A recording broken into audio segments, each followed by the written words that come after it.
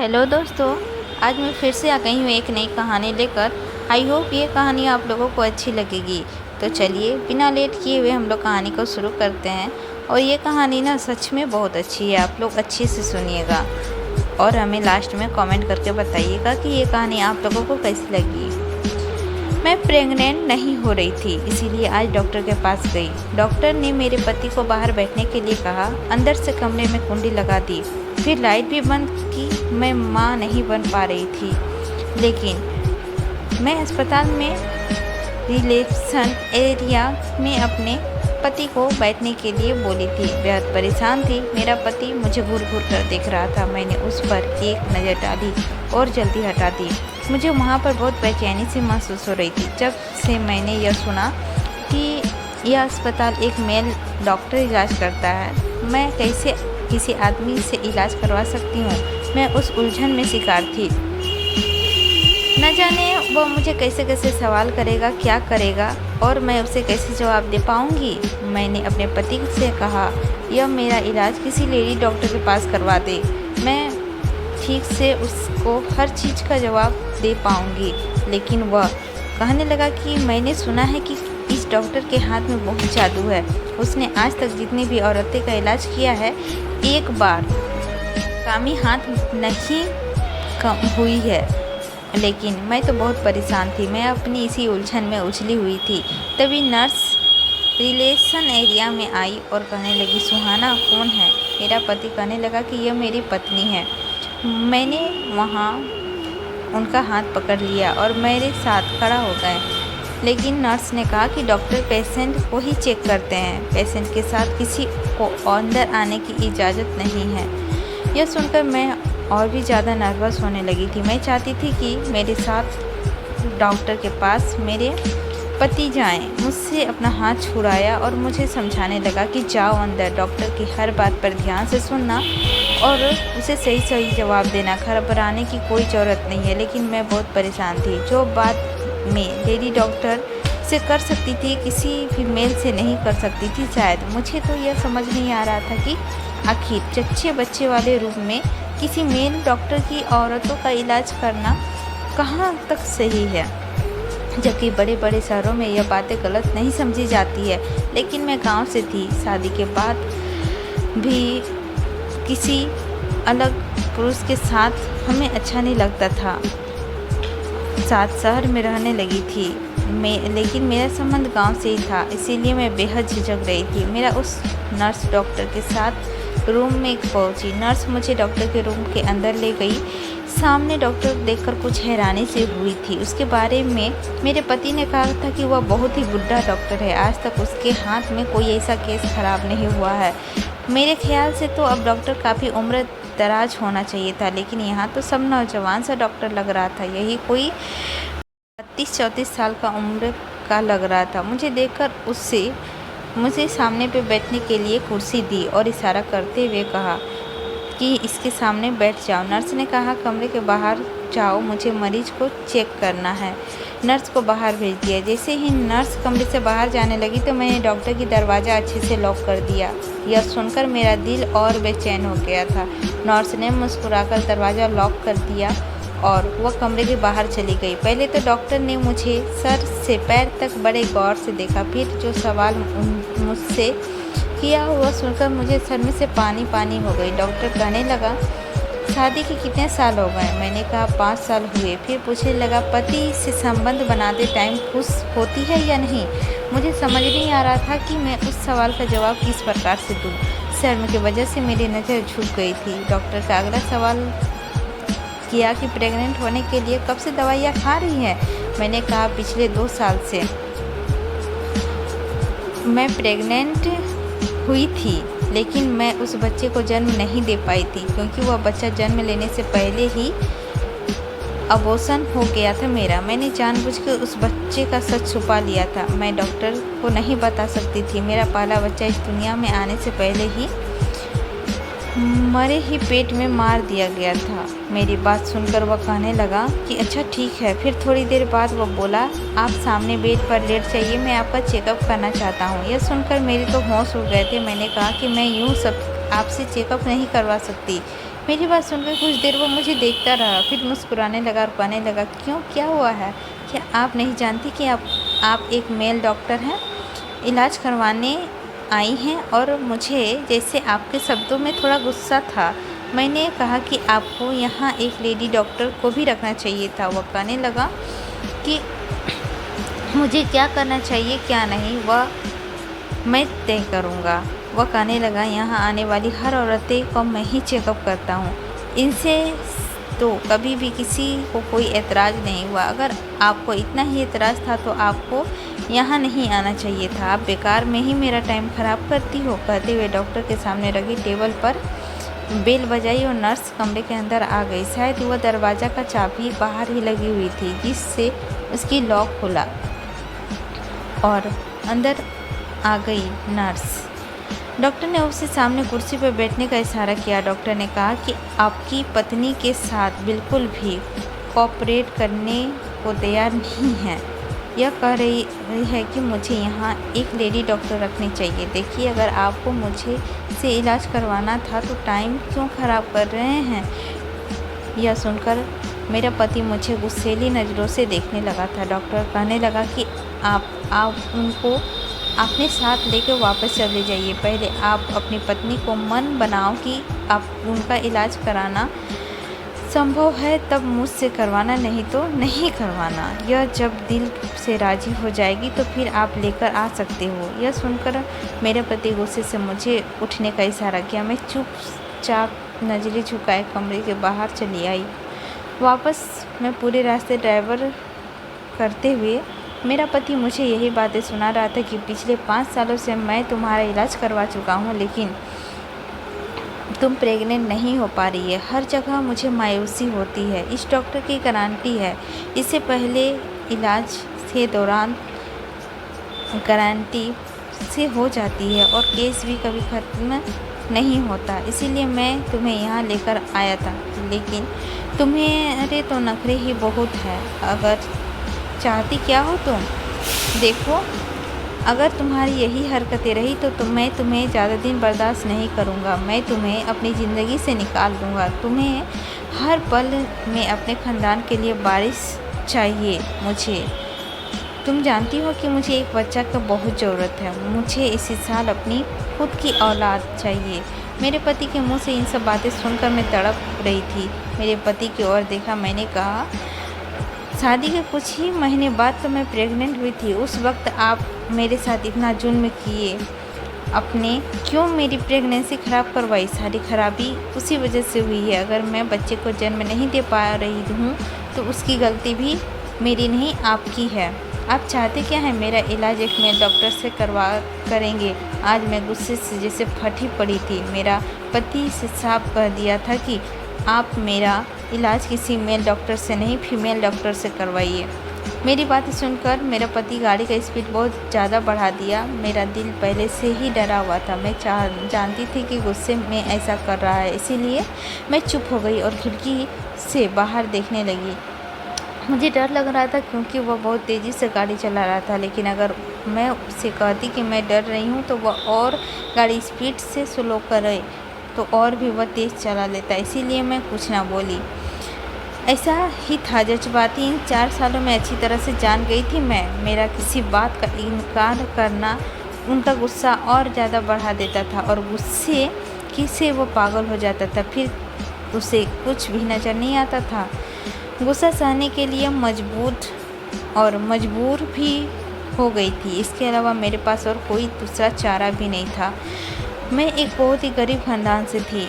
वैसे तो मेरे माँ बाप की इकलौती औलाद थी, लेकिन इकलौते बच्चे का जो लाड़ प्यार होता है वह मुझे नहीं मिला था। लाड़ प्यार भी बच्चों को तभी मिलता है जब घर में खुशहाली होती है। हमारे घर में तो मैंने बहुत गरीबी देखी थी। जब मैं बहुत छोटी थी तो पापा का एक्सीडेंट हो गया था। उनकी दोनों टांगें उस एक्सीडेंट में चली गई थी। तब से मेरी माँ दूसरे के घरों में काम करती थी और तभी ही घर में चूल्हा जलता था। पापा के अंदर ज़िंदगी जीने की जंग खत्म हो गई थी। वह चारपाई में पड़े पड़े अंदर ही अंदर रोते रहते थे। जब मैं 16 साल की हुई तो पापा अब इस दुनिया से अलविदा कर चुके थे। मेरी माँ तो पहले से ही काम करती थी। पापा के जाने के बाद उन्होंने वैसे ही काम करना शुरू ही रखा, क्योंकि कमाने वाला अब कोई नहीं था और कमा कर ही मुझे पाल रहा था। 8वीं क्लास के बाद मैंने पढ़ाई छोड़ दी थी। मुझे पढ़ाई में कोई दिलचस्पी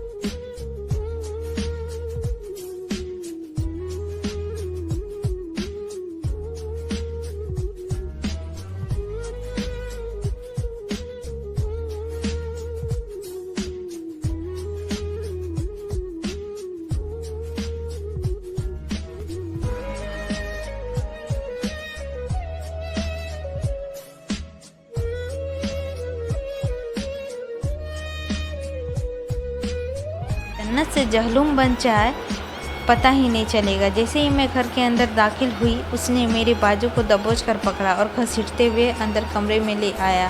मुझे बेड पर पटक दिया और कहने लगा, बहुत ज़्यादा जुबान चलने लगी है ना। तुम जानती हो ना मुझे बहस करना पसंद नहीं है, यह बात तुम अच्छी तरह से जानती हो। फिर भी आज माफ़ कर रहा हूँ। आगे से मेरे सामने तमीज़ के साथ पेश आना।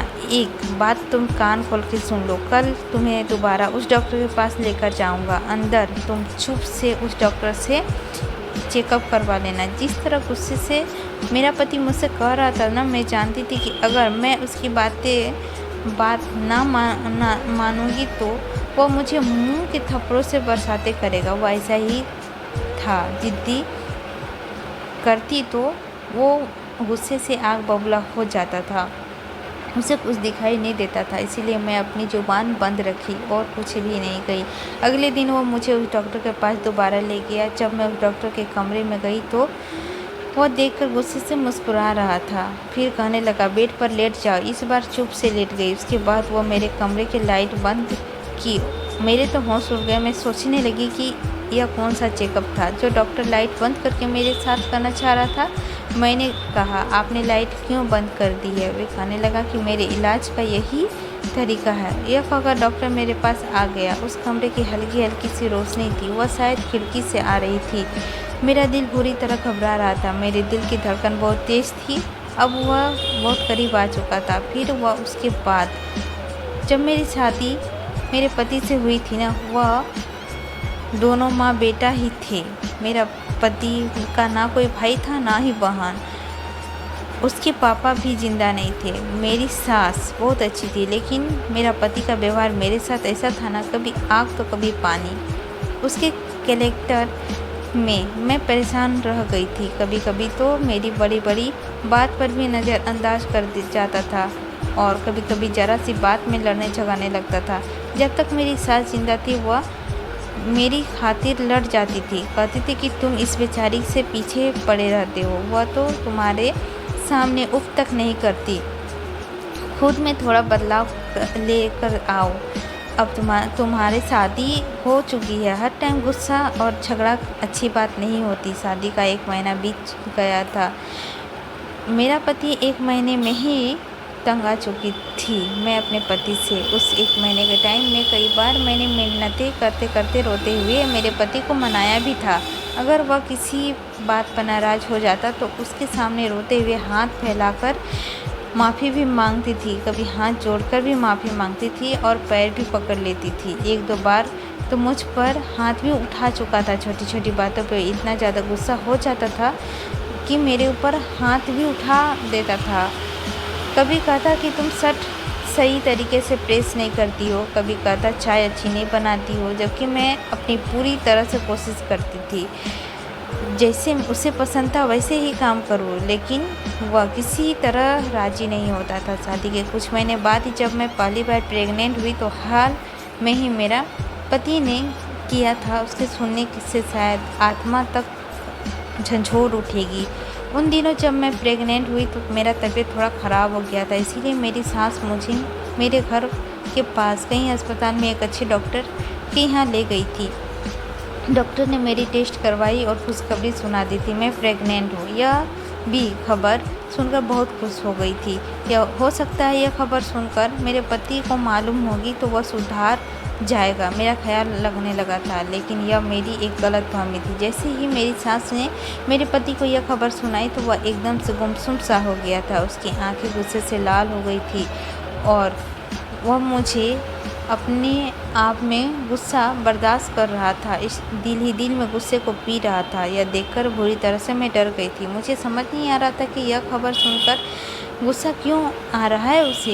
यह तो खुशी की बात है। रात को जब मैं कमरे में आई तो वह सिगरेट पी रहा था। पूरा कमरा धुएं से भरा हुआ था। जब मैं अपने टेबल के साइड पर देखा तो सिगरेट के बड़े हुए डिब्बे रखे हुए हैं, उसमें कुछ टुकड़े भी भरी हुई थी। मुझे कमरे में आते हुए देखा और कहने लगा, हमारी शादी को अभी कुछ ही महीने हुए हैं और तुम्हें बच्चा पैदा करना है। गाँव की जाहिल औरतें, कुछ तो ज़िंदगी एंजॉय करने का तरीका सीखो। अभी से बच्चे की जिम्मेदारी ने मुझे नहीं पड़ना। उसके मुंह से यह सब सुनकर मैं हैरान सी रह गई थी।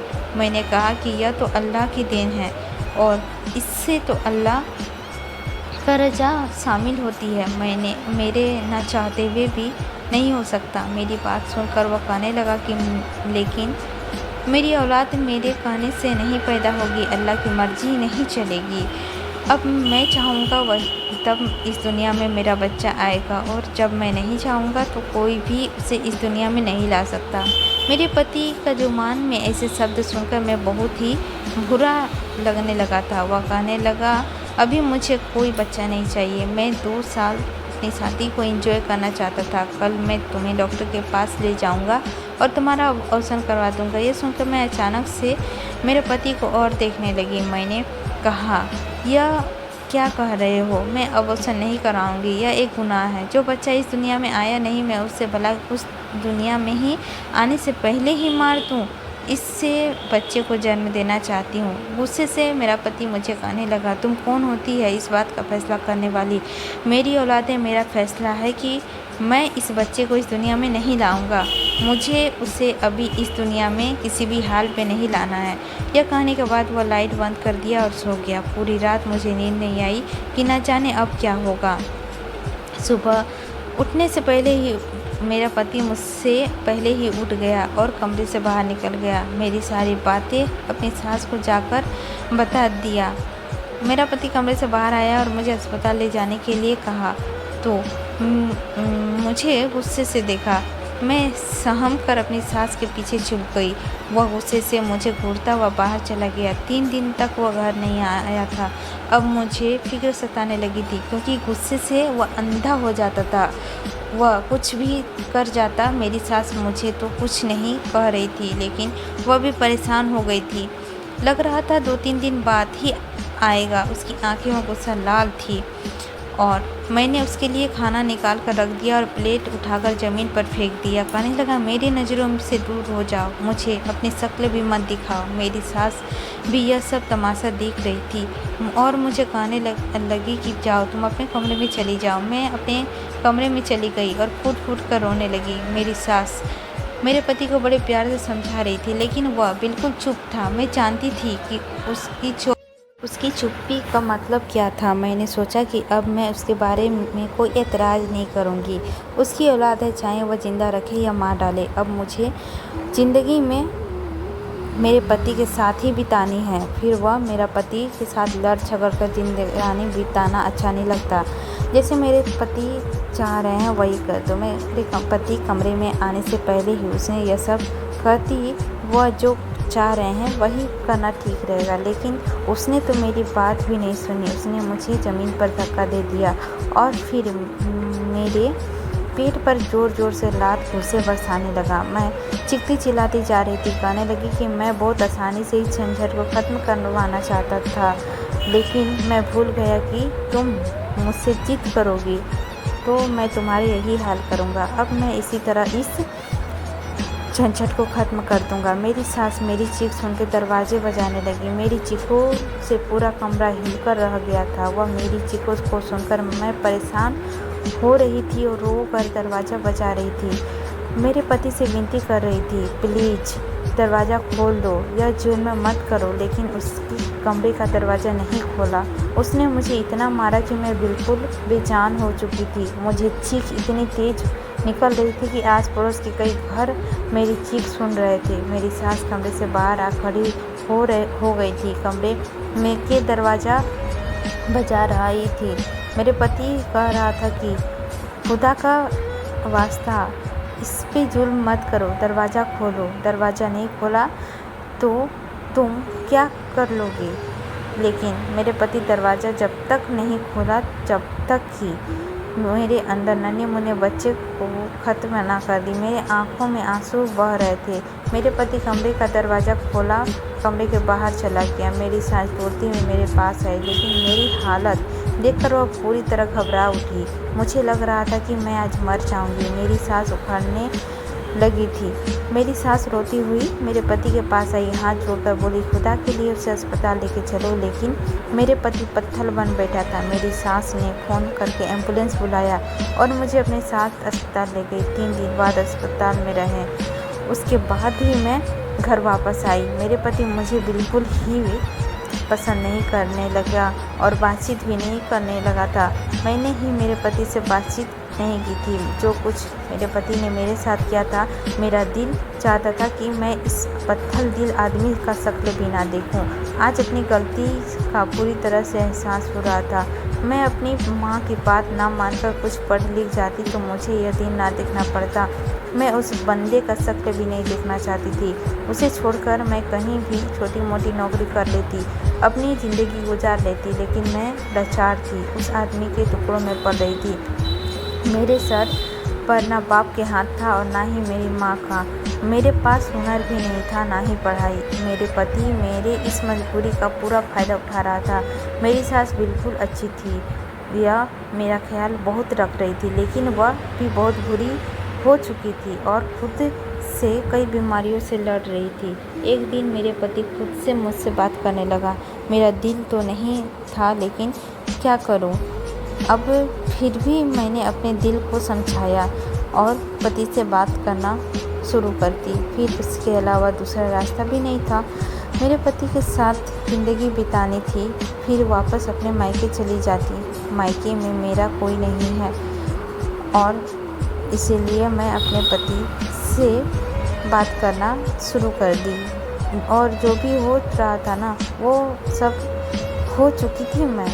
वह मुझे वापस नहीं मिल सकता था। मैं 1 साल तक पति से जाने अनजाने कुछ भी खिलाता रहा, क्योंकि उसका बच्चा नहीं चाहिए था। इस बीच मेरी सास भी इस दुनिया से चली गई। वह मेरे साथ सब कुछ करता था, लेकिन मुझे कुछ ऐसा दवाई दे देता था कि मुझे पता ही नहीं चलता था और ना ही मैं प्रेग्नेंट हो सकती थी। उसके जाने से तो मुझे ऐसा लग रहा था कि मैं बिल्कुल अकेली हो गई हूँ। मेरी सास भी नहीं थी अब। अकेली अकेली सी ज़िंदगी बिताने लगी थी। वह थी तो मेरी हिम्मत रहती थी। अब मेरे पति ऐसा था कि जैसे कि आज़ाद हो चुका था, क्योंकि पहले माँ के सामने कुछ नरमी सी बात कर लेता था, लेकिन अब तो उसे खुली छूट मिल गई थी। अब जो आए मुझ पर हाथ उठा देता था, कभी चिल्लाता, कभी बर्तन तोड़ देता, तो कभी मुझसे कहने लगा कि मुझे बच्चा चाहिए। यह सुनकर मेरा दिल दुखी हो जाता था। मेरे अंदर यह ख्वाहिश थी ख़त्म हो गई है कि मैं माँ बनूं। फिर मेरा पति कहा कि मुझे बच्चा चाहिए, तो मैं मुझे दवाई खिलाना छोड़ दी थी, लेकिन फिर भी मैं प्रेग्नेंट नहीं हुई। तो 1 साल और बीत चुका था। मेरे पति मुझे एक लेडी डॉक्टर के पास ले गया। डॉक्टर ने कहा कि मेरी प्रेगनेंसी तुम्हारे साथ कुछ ऐसी प्रॉब्लम हुई है जिसकी वजह से तुम माँ नहीं बन सकोगी। मेरे पति ने मेरे साथ कुछ जुल्म किया था और ऐसी ज़बरदस्ती की थी। शायद इसी वजह से खुदा ने मुझसे खुशी छीन ली थी। फिर मुझे यह राज भी खुल गया था कि औलाद क्यों चाहिए थी। असल में मेरी सास अपनी सारी जायदाद मेरे पति के बजाय अपने पोते यानी पोती के नाम पे कर गई थी। इसीलिए मेरे पति को औलाद चाहिए थी। वही सारी जायदाद की असल हकदार होगी। जब तक मेरे पति का कोई बच्चा नहीं हो जाता, तब तक पूरा ज़मीन जायदाद सरकार के कब्जे में रहेगी। सिर्फ थोड़े बहुत खर्च किया जाता था। इसी गुस्से में एक दिन मेरे पति मुझसे लड़ते लड़ते कह दिया। मैं समझ गई थी कि इसे औलाद का कोई दिलचस्प नहीं है। उसे तो सिर्फ ज़मीन और जायदाद चाहिए थी जो उसकी माँ ने अपने पोते के नाम पर कर गई थी। उस डॉक्टर के बारे में मेरे पति को मालूम हुआ तो उसने पास ले गया। डॉक्टर अंधेरे कमरे में जब मेरे पास आया और मुझे एक इंजेक्शन लगाया, जिससे मैं बेहोश हो गई थी। मैं नहीं जानती थी कि कितने दिन तक बेहोश रहती, लेकिन जब मुझे होश आया उस अस्पताल में मैं एक प्राइवेट रूम में थी। मेरे हाथ पर ड्रिप लगे हुए थे। मुझे अपना जिस्म बहुत बेचैन सा महसूस हो रहा था, लेकिन मुझे कुछ भी याद नहीं था। कुछ देर बाद मैं डॉक्टर उस कमरे में आकर फ़ोन पर बातें किसी से कर रहा था। कह रहा था कि जी हाँ, सब काम ठीक ठाक हो चुके हैं, अपने पत्नी प्रेग्नेंट है। यह बात सुनकर मेरे दिमाग चकरा गया। आखिर मैं कब से इस अस्पताल में ही थी, कब से बेहोश थी और मेरे साथ आखिर क्या हुआ है, मुझे तो कुछ भी पता नहीं है। और मैं एकदम से बेखबर हो गई थी। आखिर मेरे साथ हुआ क्या था? मैं बेहोशी की हालत में प्रेग्नेंट हो चुकी थी। एक दिन बाद एक सवाल मेरे दिमाग में घूमने लगे थे। उस डॉक्टर ने जब मुझे होश में देखा तो मुस्कुराने लगा, कहने लगा, अब आपको कैसा महसूस हो रहा है? ठीक तो है ना आप? मैंने उसे गुस्से से देखा। मैंने कहा, अभी आपने इससे बारे में बात की है, कौन प्रेग्नेंट हो चुकी है? डॉक्टर मेरी बात सुनकर मुस्कुराने लगा, कहने लगा, आपका ही तो इलाज कर रहा था, आपके पति का परमिशन से मैंने आपका इलाज किया। मैंने कहा, कब से बेहोश हूँ? तो क्या हुआ था मेरे साथ बताइए, क्योंकि मुझे तो लेडी डॉक्टर जवाब दे चुकी थी कि मैं कभी माँ नहीं बन सकती। वह कहने लगा कि आप सिर्फ 3 दिन ही बेहोश हैं, आपका अपना इलाज किए हैं, आपके पति को औलाद चाहिए थी और एक नेचुरल तरीके से होना मुश्किल लग रहा था, इसीलिए यह सब किया गया हो गया है जो आपका पति चाहता था। यह सुनकर मेरी आंखों में आंसू बहने लगी। मेरा पति का नफरत होने लगी थी कि यह कैसी अंधेरी नगरी है, वह अपनी बात मनवाने के लिए किसी हद तक जा सकता है। मुझे इस बात का अंदाज़ा नहीं था, लेकिन उसने के बाद जो हुआ वह हैरान हो गई थी। 9 महीने बाद मैंने एक बेटे को जन्म दिया। जिस बेटे का नाम बेटा पैदा हुआ उस दिन मेरे पति ऑफिस में था। जब फोन पर डॉक्टर ने खबर सुनाई तो वह तेज़ रफ्तार से ड्राइविंग करते हुए अस्पताल पहुंच रहा था। रास्ते में ही उसे एक्सीडेंट हो गया था। उसे बच्चा को 1 मिनट देखना भी नसीब नहीं था। मौके पे उसकी मौत हो चुकी थी। मुझे उसके मर जाने का कोई अफसोस नहीं था। और जिस तरह से बातें करता था, मन करता था कि पता नहीं हम क्या करें। खुद से खुदा के ऊपर समझाने लगा था। खुदा को ऐसे लोग बिल्कुल भी पसंद नहीं है, क्योंकि ज़िंदगी और मौत पर सिर्फ खुदा का ही हक है। ऐसा ही कुछ दावा मेरे पति मेरे साथ कर रहा था। जब कुछ भी होता उसे हमेशा गुस्सा ही रहता था। वह जब चाहे बच्चे को ले आता दुनिया में और जब चाहे उसे मार भी देता, लेकिन यह नहीं जानता कि इंसान से बढ़ के जो है वह खुदा है। उसकी मर्ज़ी के बिना एक पत्ता भी नहीं हिल सकता। मैंने अपने बेटे को चूम करके सीने से लगाया था, उसकी बॉडी को सहलाया था, उसको दफन भी किया था, लेकिन अपनी आँख में एक भी आंसू नहीं निकलने दिया था। सब लोग ये समझ रहे थे कि मुझे उसकी मौत का सदमा लग चुका है, लेकिन मैं अपनी आँखों से आंसू निकाल ही नहीं रही थी, इसीलिए मुझे कोई सदमा नहीं लगा था। मुझे मेरे पति के जाने का दुख भी नहीं था। मेरा पति न जाने कितनी ज़िंदगियाँ धीरे धीरे अपने रास्ते से आने से रोक दी थी। मैंने अपने बच्चे की परवरिश में दिन रात जान जी लगा दी थी। मेरी सास के मरने के बाद सारी प्रॉपर्टी मेरे बेटे पोते के नाम पर हो ने जीने का मकसद बना लिया था। अगर आपको आज यह कहानी पसंद आई है तो वीडियो को ज़रूर लाइक कीजिएगा और अपने दोस्तों के साथ शेयर ज़रूर कीजिएगा। और यह हमेशा याद रखिएगा कि इस कहानी से आप लोगों को जो भी शिक्षा मिली है वह एकदम सही है। खुदा से बढ़ के कभी किसी को नहीं समझना चाहिए, अपने आप में काबू करना चाहिए। गुस्सा हमारे सेहत के लिए भी अच्छा नहीं होती है दोस्तों। तो आई होप आप लोगों को कहानी अच्छी लगी होगी, तो लाइक कीजिएगा, चैनल पर नए होंगे तो सब्सक्राइब ज़रूर कीजिएगा।